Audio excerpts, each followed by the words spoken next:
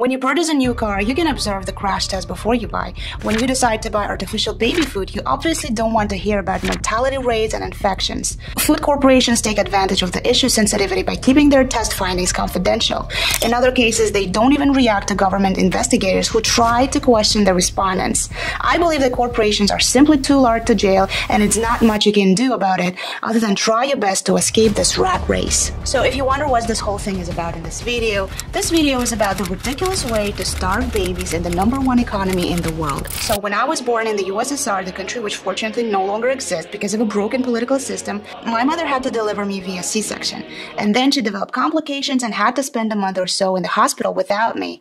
With no mom around, luckily I still was drinking organic, true human milk thanks to my auntie who gave birth to my cousin 6 months earlier. So my dad was so desperate to feed me whenever I was crying and starving, and he eventually moved to my aunt's house to keep me alive.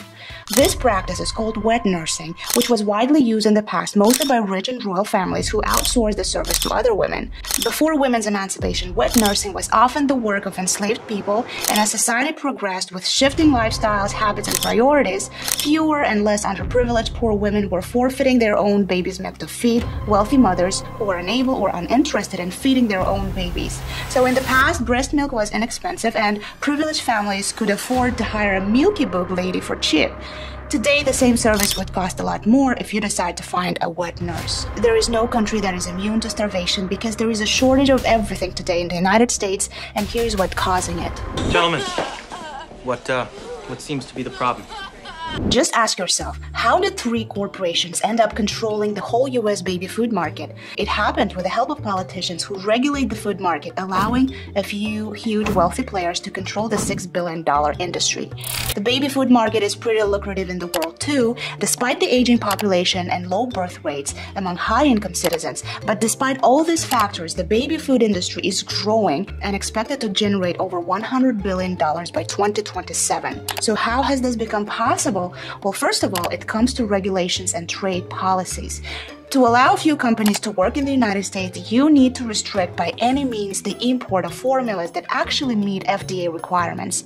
But for the sake of protecting the local market, you also need to set entry barriers so high to make sure you scare away other new producers to compete in the future and leave your pie intact. You also punish smart and money-saving parents who try to bring baby food in their trunks inside the US, and for this, oftentimes, you need to prohibit, tax, or even confiscate the baby food coming from the neighboring countries such as Mexico or Canada. It really seems like it's easier for illegal drug dealers to cross the border with cocaine than bringing baby food powder into the United States, and even harder to explain why you need boxes of white powder needed for your baby to the border officer. Then you need to set special FDA labeling requirements to make Europe's best infant formula unlawful to sell in the United States, even if the package is in English. It's quite ironic that imported cosmetics, medication, and the rest of the food have no problems with labeling, but who cares? We need to protect a bunch of companies from the outside competition, and it's all done despite the fact that EU baby formula is of greater quality because it excludes corn syrup and has more lactose in it. Okay, let's forget about jerky labeling requirements. The law still doesn't require monopolistic corporations to communicate what are the possible side effects after using your artificial baby food, and consistently avoiding education of young parents on the possible dangers of using baby formulas. I think it would be fair to put pictures or write or even add warnings to the packages informing parents of the consequences of using artificial food. Just like tobacco companies several decades ago who had to insert pictures of those people suffering from cancer. But food corporations won't do it because cases are few, and when they arise, they can try to bribe parents to make them withdraw lawsuits offering millions of dollars in exchange. So in most cases, today unknowing parents find out about which bacteria infection or heavy metal caused gastrointestinal or neurological problems that unfortunately sometimes lead to death.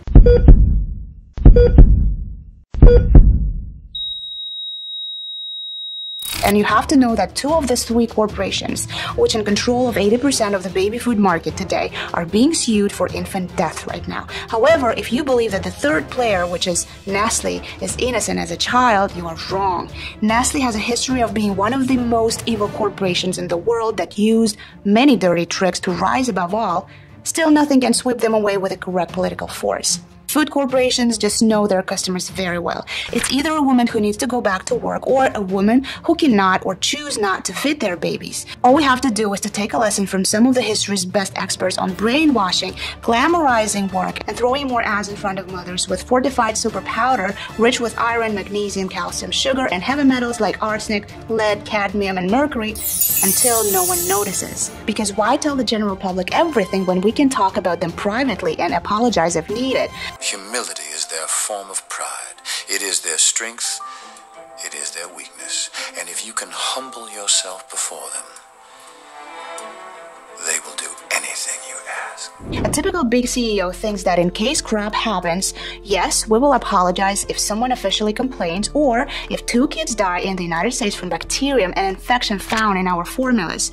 And who knows, maybe we will give those folks millions in exchange. Maybe we will close our facility to investigate where we failed. However, we will not apologize for the inconveniences caused to poor countries because 66,000 African infants were not worth it until found. As I understand what you say is where there's impure water, it should not be used. Yes. In the developing part of the world. Do you feel that you have any responsibility? We can't have that responsibility, sir. However, even if you are a new mother living and working in the United States and you are full of your own milk, feeding a child is not easy here too. Because as everything in corporate America, it's easy to work, but it's hard to integrate your job into your new life with a baby. So here comes one of the world's weakest employment laws that you should know about. Employers in the United States are not required to offer paid parental leave for mothers and fathers. However, some do it to attract and retain employees. The United States is part of a very exclusive group, but not for the reasons you might suspect. Among 40+ countries, including Switzerland, New Zealand, and United Kingdom, Canada, and Japan, it's the only country that offers no paid maternity or paternity leave to expecting parents. This is despite the fact that 7 out of 10 Americans support the idea of paid mat and pat leaves. So compared to the neighboring Canada, the federal policy on parental leave in the US is very weak. The Canadian system guarantees a job after a long leave and gives families at least a part of their regular income for up to a year so that they can get used to their new family member. In the United States, things are very different for people who want to start a family. The Federal Family and Medical Leave Act, which was signed into the law in 1993, says that employers must give up to 12 weeks of unpaid leave for certain medical conditions and the birth of a baby. So in the US, to qualify for this ungenerous mat and pad leave, you must have worked at least 1,250 hours in the last 12 months and work at a site with 50 or more workers within 75 miles. And you guessed it right that you will receive nothing for working for a smaller company because corporate America loves big corporations.